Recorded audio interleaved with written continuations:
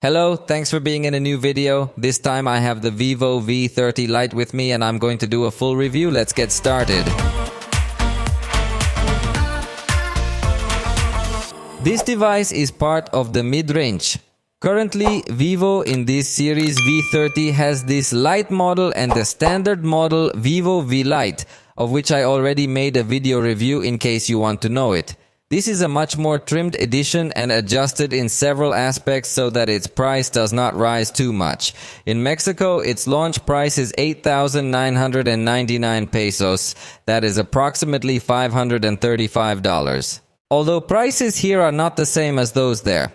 Within this price should be remembered that Vivo is offering 2 years warranty, a year more normal than other manufacturers offer, so you could also consider it as an added value. They even offer you an insurance against theft or material damage, although obviously you have to study a bit the clauses and all the terms and conditions in case you are more interested in how their insurance would work.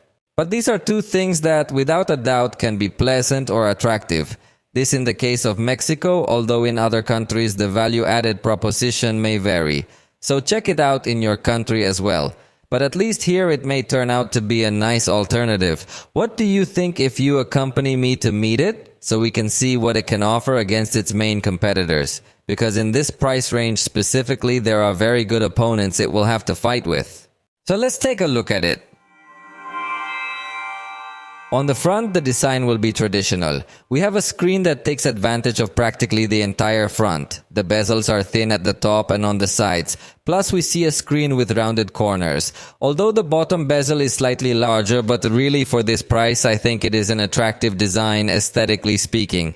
However, in terms of resistance, it is not so attractive, as it does not have Gorilla Glass. And that's a point to consider.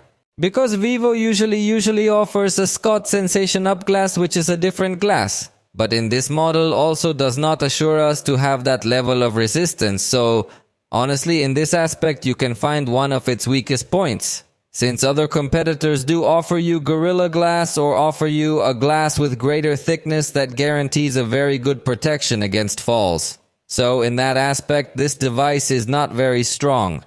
On the right side, we find the power button along with the volume buttons in a plastic frame. At the top, we only have a microphone, and the left side is completely clean, but it serves to show you that it's 7.69 millimeters thick. So it's really a slim device that weighs 190 grams. On the bottom, we find the tray where we can place the nano SIM card. In Mexico, the second slot is blocked. But surely in other parts of the world there will be the alternative of using 2 SIM cards. In this part we will also find a second microphone. There is also the USB-C port and finally the main speaker. The back cover has a very attractive design. It is soft to the touch. In this case this color is called Forest Black and it's a good name. Since at times it takes on a green hue which is very nice depending on certain angles of light. But at other angles, it looks like a completely black color. So honestly, it's quite an attractive model. It looks very sleek. And it's also available in a color called rose gold, which will surely also look very nice and pretty. Because the lid is completely matte, and that helps that fingers or fingerprints don't get to mark easily. So it's a device that looks very nice in terms of its aesthetics. But again, in terms of ruggedness, it may fall a little bit short. Although it does offer a certification, specifically the IP54 certification, which guarantees that it resists splashes, but it does not withstand being submerged, because it doesn't have IP58 certification, so it could be better. Although in this price range it's not really a very common thing, but you can get to find devices that offer water resistance. The screen may also stand out as an attractive element of this device. Although among its competitors, most devices have similar screens.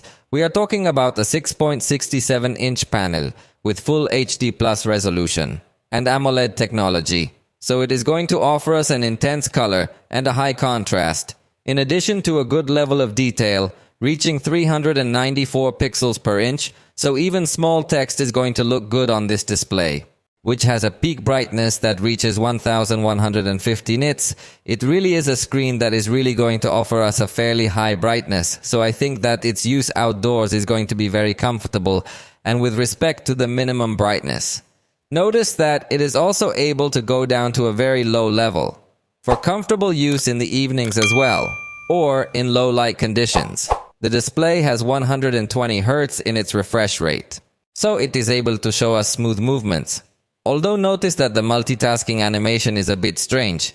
It seems to react a bit late, unlike most cell phones. So simply because it's a different animation, it can come to give you the feeling that the movement is a little slow, although later we will see that you can customize the animations a bit, but I definitely didn't like this aspect very much. Fortunately, it has a smart refresh rate toggle, so by default it will be alternating between 120 and 60 Hz. The screen, I have no doubt, is a strong point of this device, although I repeat that most competing devices, they will also have excellent quality screens. Also note that you can count on 3 types of color calibration, although honestly the standard mode is the one that looks a little better. And in fact I would say my favorite is the clear mode. It will be up to you as a user which type of color representation you prefer, and it also has a manual color temperature adjustment. But while we saw that the display is very good, in this case the speaker is not so good. It only offers us one speaker, so it does not have stereo sound. And that already from the outset I consider it a weak point, because several competitors do integrate this feature. In addition, the sound does not get to be of such quality. It feels like it stands out mainly in the middle frequencies. That's why it doesn't seem to be such a pleasant sound. Where it does stand out is in the volume. Since it offers an additional gain mode, called 150%, so it is a speaker that does sound loud. But honestly, the sound it is capable of emitting does not please me so much. Let's listen to a little test. Although remember, it's not the same listening to it live.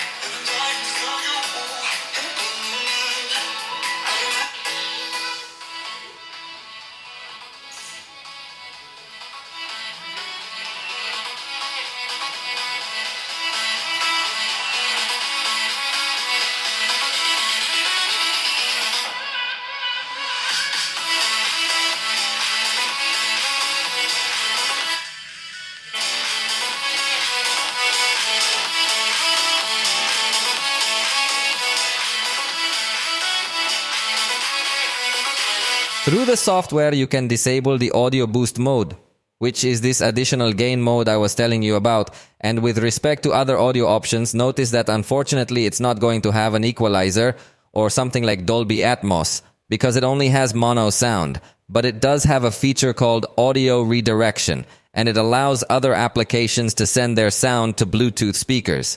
This way, for example, if you are at a party, you can listen to a WhatsApp audio, or be watching videos on your cell phone while streaming music to your Bluetooth speakers. So it's a feature that can be very useful, and that I've currently only seen it on VIVO devices and on Galaxy devices. It also has another feature called Super Audio, which is similar to Dolby Atmos, but it's really only available when you have headphones connected, since I insist that it doesn't have stereo sound.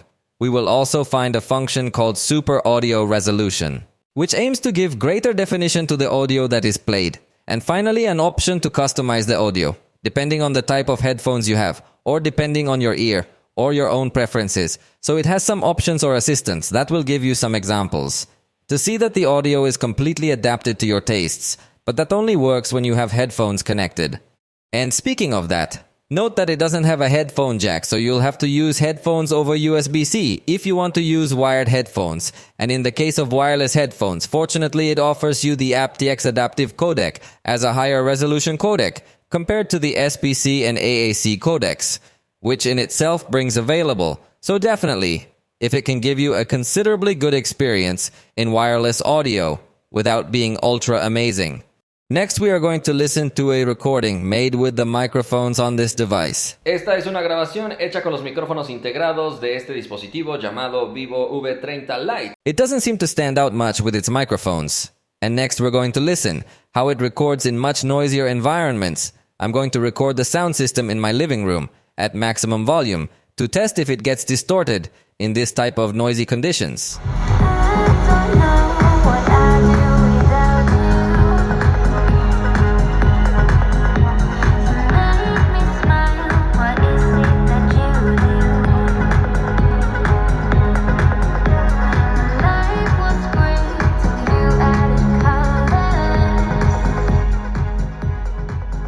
And this confirms that at least. It does not get to have distortions in this type of conditions. So while they are not spectacular microphones, at least they don't get distorted in this type of conditions, and therefore could be recommended for recording in concerts or similar scenarios. The front camera in the purest lifestyle, it is what may come to stand out the most. In this device, it is 50 megapixels, so it offers us a high-resolution sensor, uncommon in the front camera, and it also has f-aperture 2.0 and autofocus. Another feature that is very unusual in devices, and possibly the only one, of its category to integrate this type of lens for the front camera. So really, it's a very attractive camera.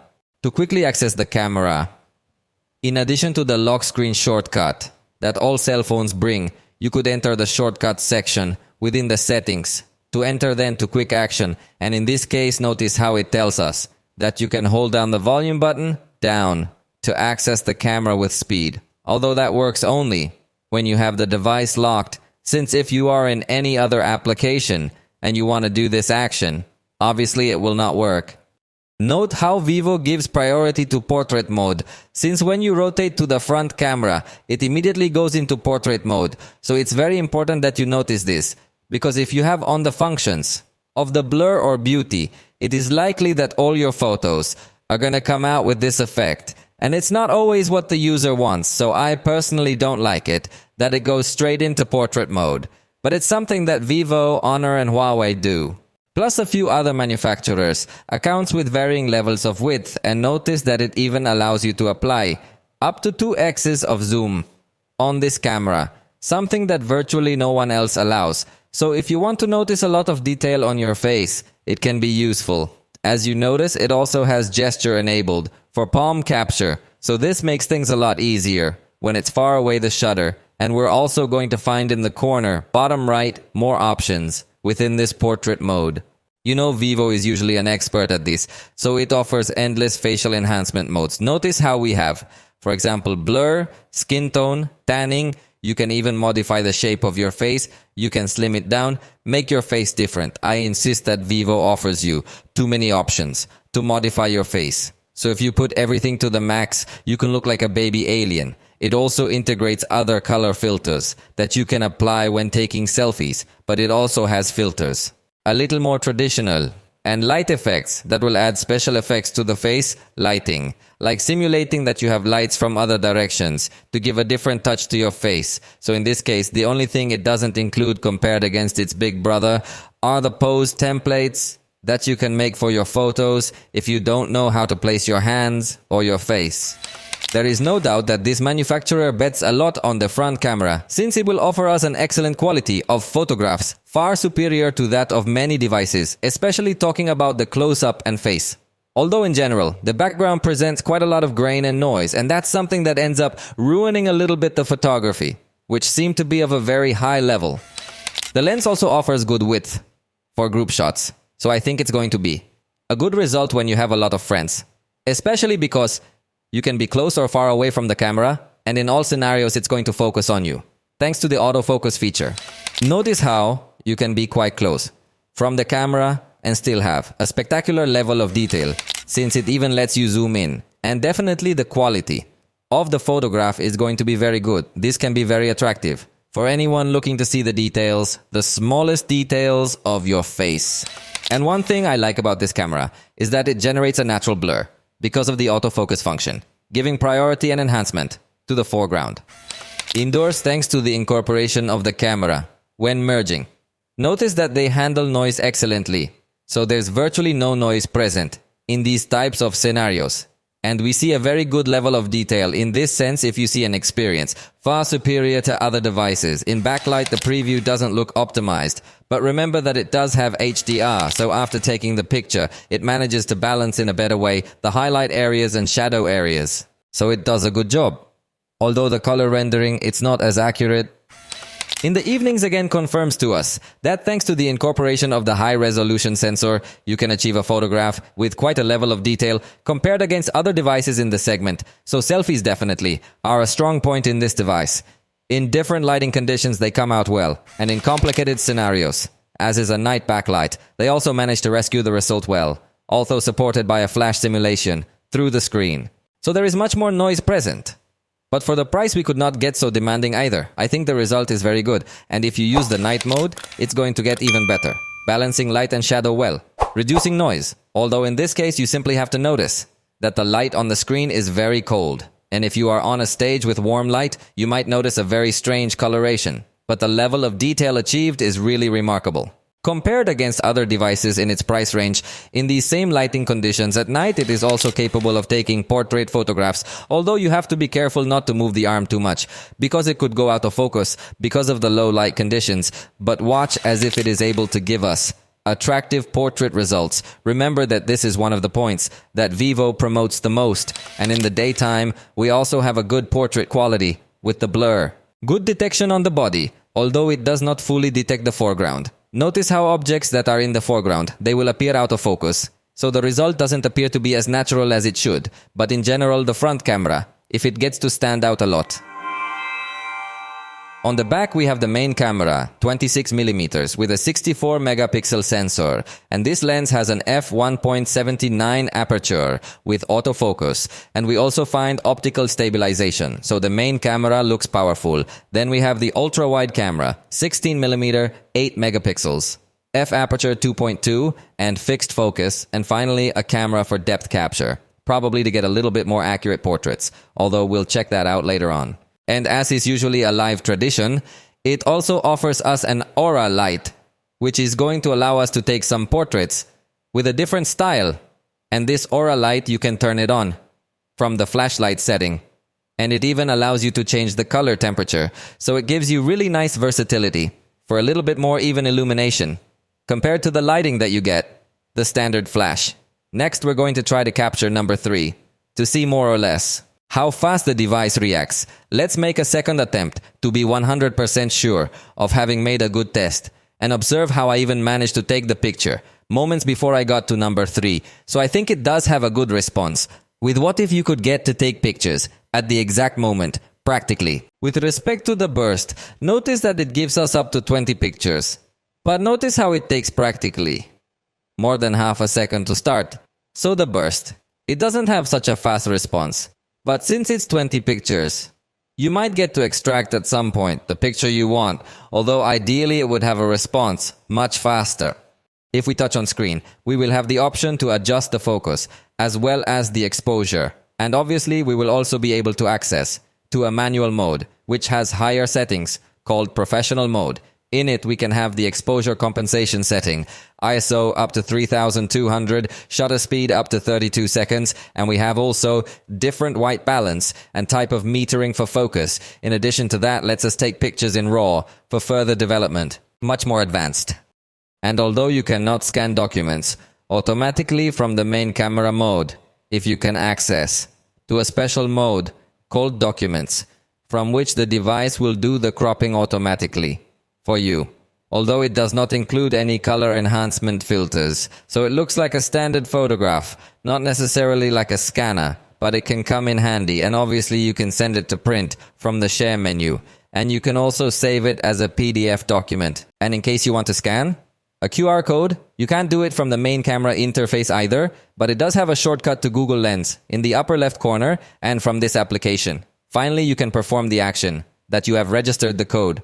The 64 megapixel camera, it doesn't seem to me to have such a spectacular level of detail, or at least it does not seem that this device, it knows how to take advantage of it in a very good way. It is true that if we can get close to still maintain a good level of detail in our photography, but there are other devices that could have still a more detailed photograph, although in the price range, we honestly couldn't get that picky. The moving pictures, they come out well both with the ultra-wide camera as with the main camera. Although since this test, we are already seeing a slightly different representation of colors between both cameras, the main camera.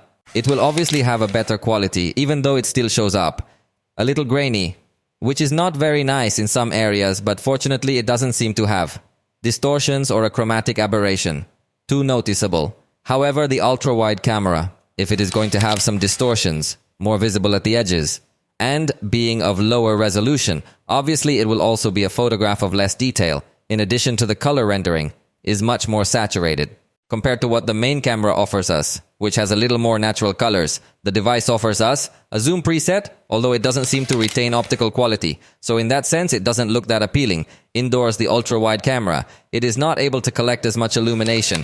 So a bit of graininess appears, more noise, and you lose a little bit of definition.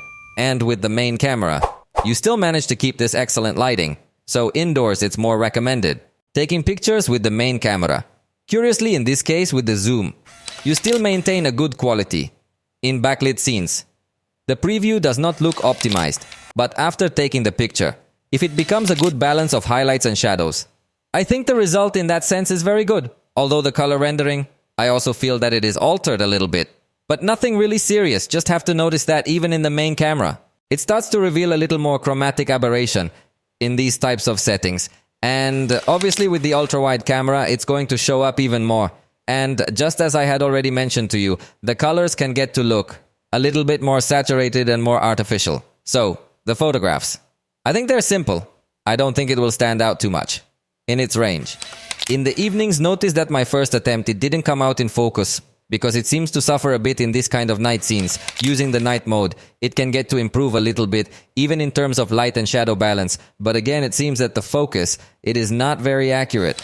With the ultra-wide camera in automatic mode, we have a considerably good result, noticing that it has a good handling of noise since it is not so marked in this type of dark scenes. And with the night mode, it improves a lot in this aspect, since the photograph looks much cleaner. Just look at this result.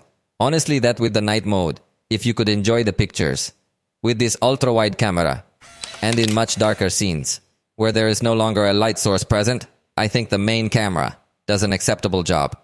With night mode, the level of detail is improved, although it alters the color rendering a bit, and the ultra-wide camera. It has a good result even without night mode, and with night mode it manages to capture a little more information, but in this kind of very dark scenes, I would prefer not to use the night mode. Regarding the zoom, in this case having a high-resolution sensor, it supports various settings, and its maximum zoom is 10x, obviously digitally. It seems to be an acceptable zoom. I think it will not be the most attractive, but it doesn't disappoint. In macro photography, it also does a good job since it has autofocus. So you can take pictures of these small objects. Only because of the type of lens and sensor, it can be a little difficult to focus evenly. So some areas will appear out of focus and some other areas well in focus. You can try to solve it by applying some digital zoom to get a little more distance. And in this case, the photo, it comes out with a much more even focus. And definitely, if you have good results in this macro photography, and if the ultra-wide camera, it's not enough for you. As for wide shots, you could use the panoramic mode, and in this case, it is high resolution, and since it uses the main camera, you'll have a little better color rendering, although it would also be nice to let us take panoramic pictures with the ultra-wide camera to have even more amplitude, but the panoramas if they come out well.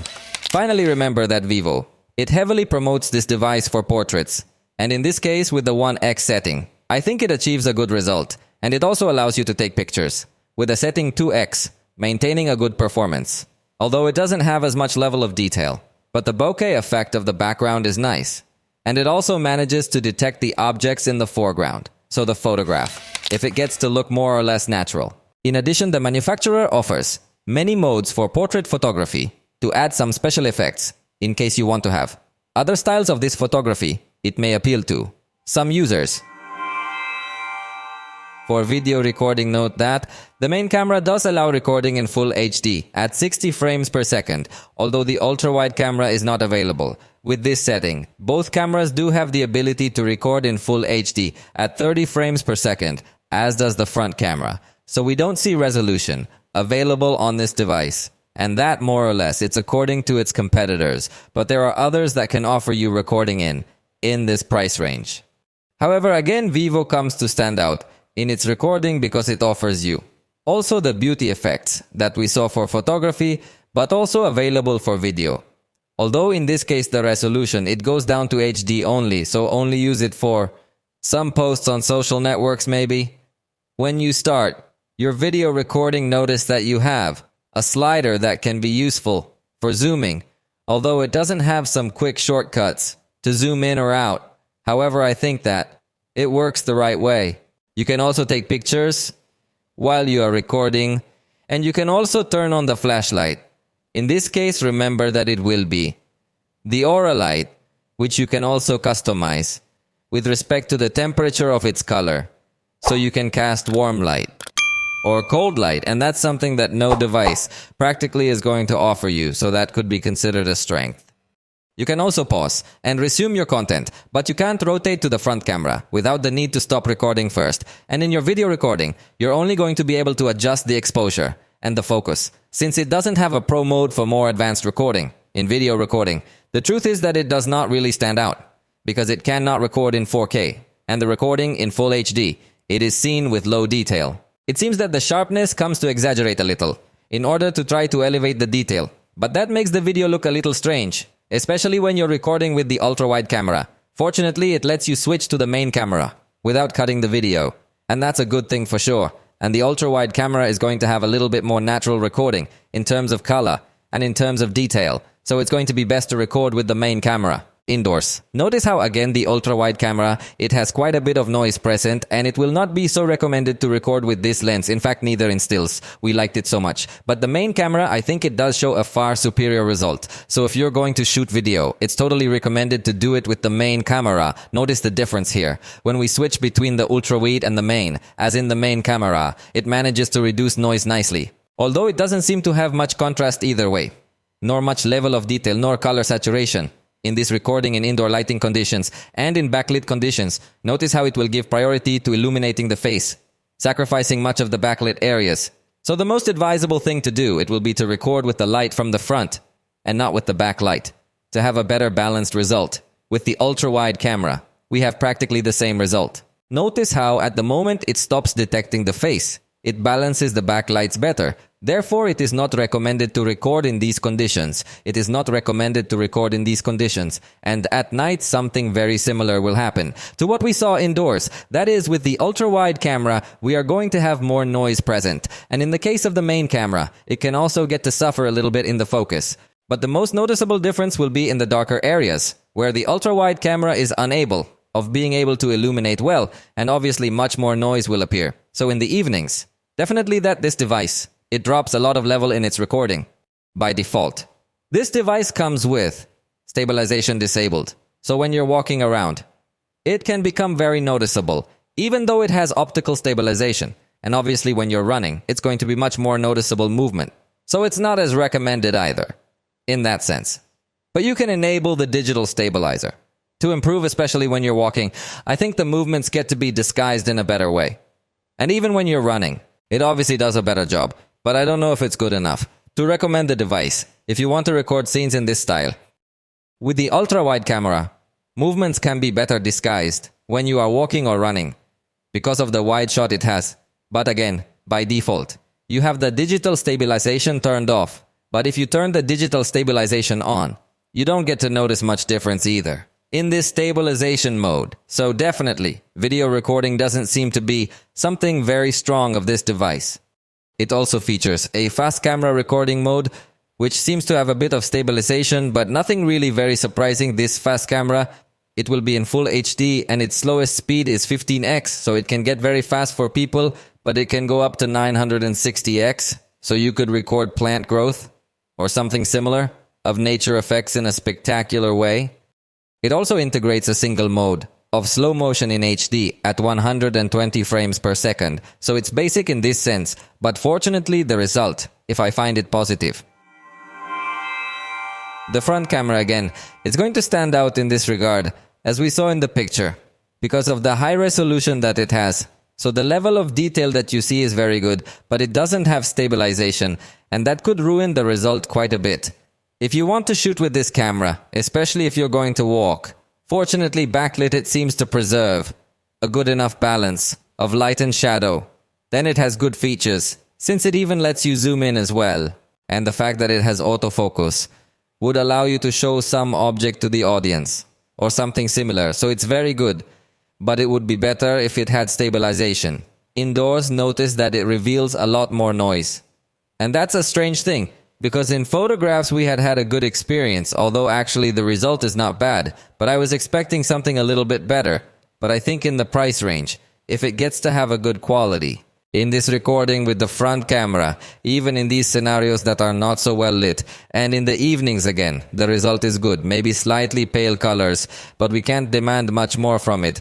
I like it in general, that it manages to have a very good light input, although the noise is still present during this recording. But notice how even turning off the light, we're still gonna have a good light input, although obviously the noise level goes way up. But compared to other devices in this price range, I think it gets to stand out a little bit, its light input. However, it does have excessive noise. That could spoil the video. For the front camera, we find neither a slow motion mode nor a fast motion mode, but if we will find a dual recording mode, with what allows you to show the front camera and the rear camera at the same time. This with full HD resolution at 27 frames per second, but again without much stabilization. And that will be the weakest point. Also note that you can't drag the frame to move it somewhere else, but it does have zoom enabled, it also has focus enabled. And in this case, if you need to rotate so that the front camera is large, you have to stop recording and start it again. But remember that again, it's not going to allow you to move this floating frame. If you need to move the frame, you are going to have to stop recording, adjust the position, and start it again. So the position is set from before you start recording the video. By the way, you could also switch to a split screen mode, or the picture-in-picture mode could be circle or heart-shaped. The software of this device unfortunately can't get to be very remarkable either. It comes with Android 13 running out of the box, so it already comes with a slightly outdated version of the software. In this case with Vivo's Phone Touch OS layer, also in its 13th edition. So it won't be the most attractive thing, although fortunately it does offer us 2 years of software updates and 3 years of security patches. So, it's not the best in the industry, but at least it does offer us a clear update policy. Regarding the advanced features, notice that we have a lot of customization because it allows us to change different effects and similar things of the whole device. For example, we will find the always on display mode where we can also customize if we want certain lighting levels and special effects around the screen. We can customize the width of that line, as well as its transparency, and obviously the color. The same thing we can do for notifications. So that level of customization is nice when you have the screen off. But if we want to modify the cover, we have to enter another setting to select the one you like the most. It has a wide enough variety to precisely display the time and other things with the screen off. We can also change the animation when entering the application screen. Also the animation of the fingerprint recognition, and of course also the animation of facial recognition. So it offers us a good level of customization by changing even the charging animation and the animation when connecting a USB device, or even when turning the screen on and off. So there are several customization options that Vivo offers. It also has a section of themes, although by default only 2 are downloaded, but you have access to its own store, where you will find many more themes with different levels of customization. So in this aspect we do have something positive. It will also have the split screen mode that can be opened from the list of recent applications. It also has different gestures and movements that we can use when interacting with our device as a screenshot by sliding 3 fingers down. Also, to activate the split screen mode, we could slide 3 fingers up, but only in compatible applications. Then it can also become a useful tool for productivity and has other gestures of movement such as shaking to turn on the flashlight, although this will only work within the lock screen, but it can also prove to be a useful tool. The problem is that it doesn't turn off with the same gesture. It is also going to offer us a beauty mode for video calls, which is quite curious. It is something that few devices offer, but since this comes very focused on selfies and everything that has to do with the front camera, it is also going to offer this blur mode for when you make calls through this application, and probably you can also use it with some others. The one-handed use mode seems to be well implemented, albeit with an activation gesture that might confuse a bit, but I think it's working fine. And with respect to other things added by the manufacturer, in the gallery we will find an object eraser within its editor, so you simply have to select what you want to delete from your photo, and with a basic analysis it will do this elimination. Of course, it is not 100% natural, so in situations where it is much more complex to fill in, the result will probably not look so spectacular, but either way it is appreciated to have a smart eraser installed on the phone without the need to download anything. And in fact, look, it seems to me that the result is quite positive, although as I tell you, not in all areas, but in most of them, yes. Inside the gallery, if you are playing a video, you will also find a compressor that can be useful to save space. Finally, another function that is on the main screen is the Nano Player, because as you realize, it has a kind of widget compatible with Spotify where you have access to control the music. In this case, Vivo has a system that has a basic customization. It does not modify too many things from pure Android, but it does add some widgets and other elements. However, in this case it doesn't feel like such a premium experience due to the fact that its optical engine is on the x-axis, so the interaction you have with the system is not as advanced with respect to the feedback you get in your hand, as if we start to see it in other devices in the same price range. The device supports in-display fingerprint recognition with up to 5 registrations. We're talking about an optical fingerprint reader, so it's not ultra-fast, but it can be useful for the vast majority of people. It is also going to offer us Smart Lock to be able to select or register some trusted places or trusted devices, so the device will stay unlocked and you will have a more comfortable experience. The password manager included is the one from Google. And note that in this case, fortunately, it is well configured to first check for your fingerprint before filling in your information in the forms. However, you should know that it does not have a secure folder or child mode, so the security experience is not as advanced, but within the iManager application we will find the application encryption, which would be a kind of application lock for when you lend your phone to someone and it is already unlocked. Also in collaboration with Avast, it has a sufficiently advanced security scanner against any malware in case you have that doubt, and also within the additional tools we will find an option to clone applications and use 2 of them on the same device, and also a totally isolated environment to run applications that you could consider risky or that do not give you much confidence. If you happen to lose your device, you are completely dependent on Google's own implementation, which is not usually very robust, so I don't recommend it as much, and obviously we will also find the digital wellness functions that are always present to see all the time you consume in certain applications, and also manage your children's devices, and finally, as I always tell you, 5 times on the power button and you initiate an emergency call, which can be very useful. The battery has a capacity of 4,800,000 amps, and in this case in the foreground it gave us a performance of 3 hours with 20 minutes, more or less in the standard that we've seen in most devices lately, so it doesn't get to be that spectacular. Remember, this is running this draining app in the foreground. It's pretty power intensive, and with that it hit that time figure, but keeping it in the background while we were watching videos in the foreground, it hit 6 hours with 6 minutes, although we did notice that it has very aggressive management of the apps running in the background, so it can close them very frequently if they're apps that are consuming a lot of power. Obviously, you as a user can determine the behavior that this device has with some applications to have unrestricted use, which you should definitely enable if you are going to use an accessory like a smartwatch or something similar, so you can continue to receive notifications. It also has a standard battery saver mode, but in this case it doesn't have a super saver mode like we do find on other devices, so it feels like a simple experience in that regard as well. The flash charge charger included in the box is 44 watts, and in this case, using this charger with 15 minutes, it recovered 29% power. With 30 minutes of charging, it went up to 52%, and in 67 minutes, it finished charging at 100%. So I think that aspect of it is good, although the power consumption is maybe not so good, but considering it's a 4800 milliamp battery, I think it performs about the same as a 5000 milliamp battery. So it's not too bad in that respect. Obviously, it's not going to have wireless charging or anything like that, but it also doesn't give us any battery protection mechanism to prevent rapid degradation of the battery, like smart charging or charge lock. In that aspect, the manufacturer should improve with an update. In connectivity, this device offers us the 5G networks, so that's definitely a good thing.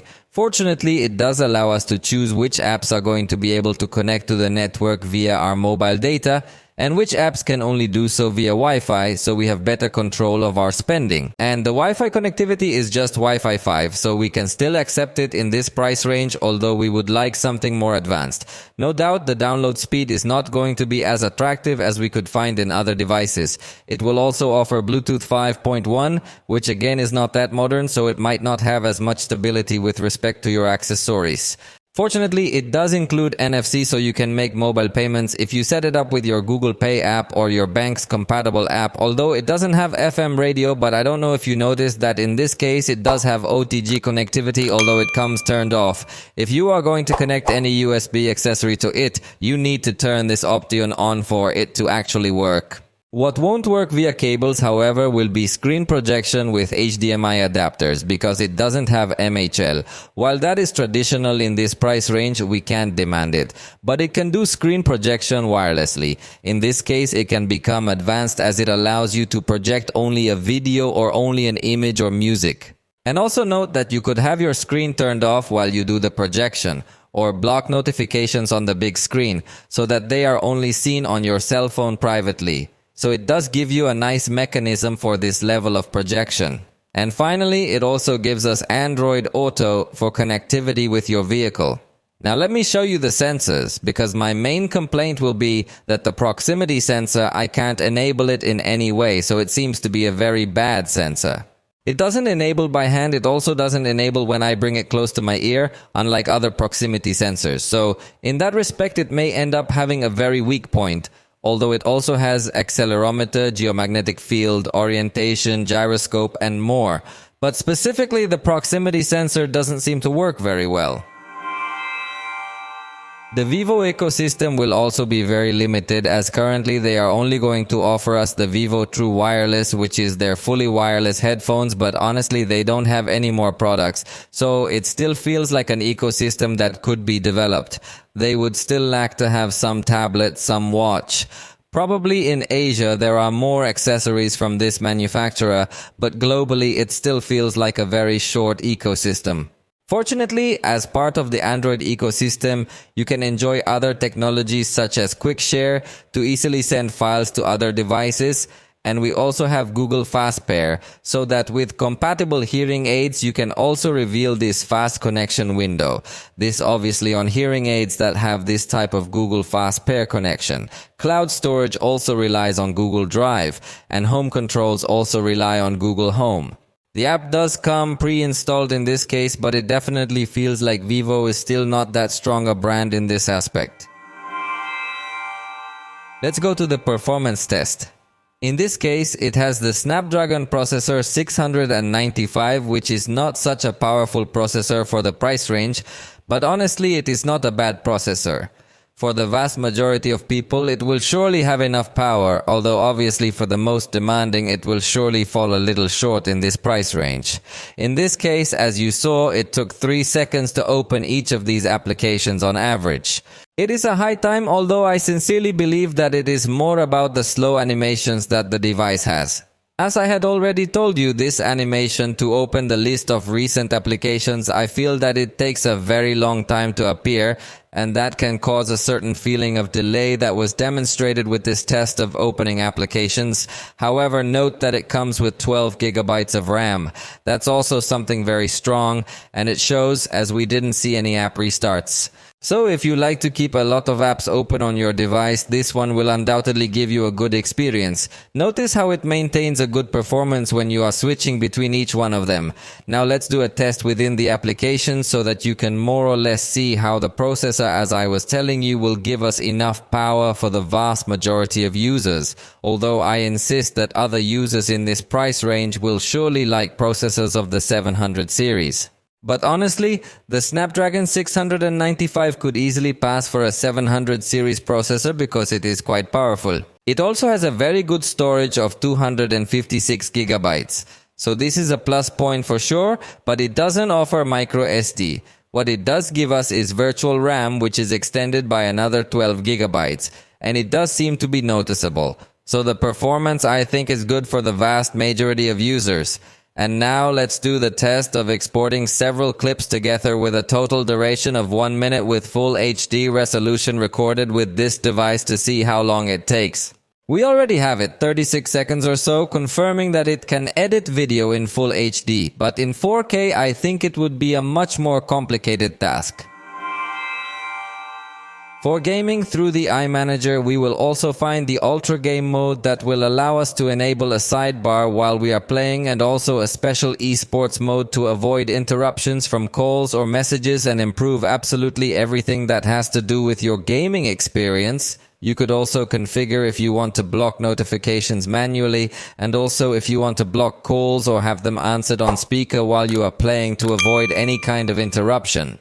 Notice that when we enter a game, it immediately shows us various optimizations it is performing, and from this side we can access the sidebar that will show us information about the CPU and GPU consumption, as well as the duration of our game and the remaining battery. We can also switch to a boost mode when we are playing and also manage the notifications and calls that I mentioned a moment ago. Then notice how we also have a function here to map the controls with movements.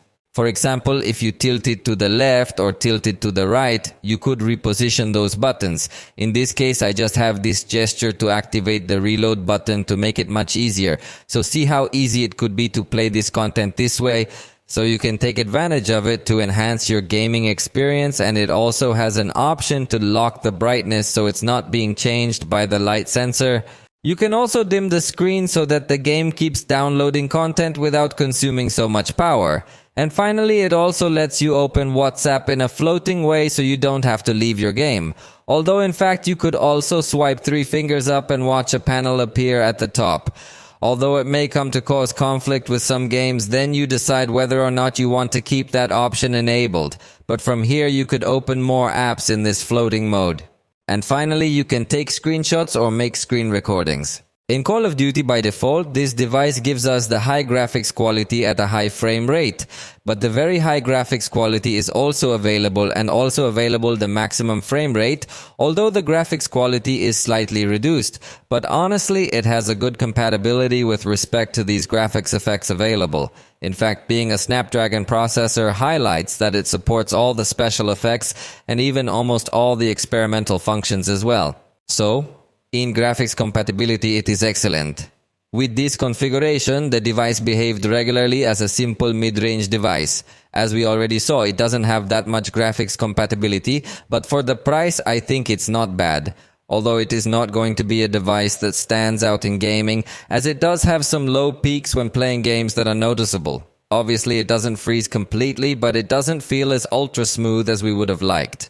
Also, when recording the screen, it does stumble at 30 frames per second. So if you're recording gameplays, you're not going to be able to enjoy such fluidity. The warm-up wasn't that excessive though. In the Legends game, we swapped out the automatic setting for something more suited to its price point. In this case, the graphic detail on medium and 60 frames per second. In this game, we had a better experience. The performance was much better, much more stable, and in fact it didn't get as hot. So in this game we did have considerably high gameplay, but again we noticed that when recording the screen it drops and bumps to 30 frames per second. In fact, you also feel a not so agile response on the screen when recording. So if your priority is to record gameplays, it is not going to be a good option, but if you are not going to record your screen while playing, I think you can enjoy something positive, especially because again, we did not notice heating. In the SpongeBob game, by default, this device loads high resolution and high quality. However, to have an adequate test for its price, we lowered the resolution and quality to medium, maintaining 60 frames per second. Just note that it has no image smoothing option available. And the experience again, as has been the case with previous games, was good. In this case, there was a small moment where it dropped in its frames per second rate, but it doesn't get to be something really very serious if you notice. It's very close to 60 frames per second on its average, and again without too much warming up. So this game did run well on this device. Lastly, in Henshin Impact, by default, it gives us the low quality, but for testing we went up to medium quality. We also went up to 60 frames per second to have a little more extreme test. Again, the experience was good, although obviously this game is a lot heavier, so it's not going to be anything as spectacular, but I like that it doesn't get too hot, and its average is still high enough. So yes, it can give you a good gameplay, although in this game we confirm again that recording the screen gets to suffer, and in this case considerably, as it is a much more demanding game, but it is definitely going to give you a good experience unless your top priority is a smooth running of games. And with that, we have come to the end of this video. I hope you liked it. If you did, you know you can point it out, and see you next time.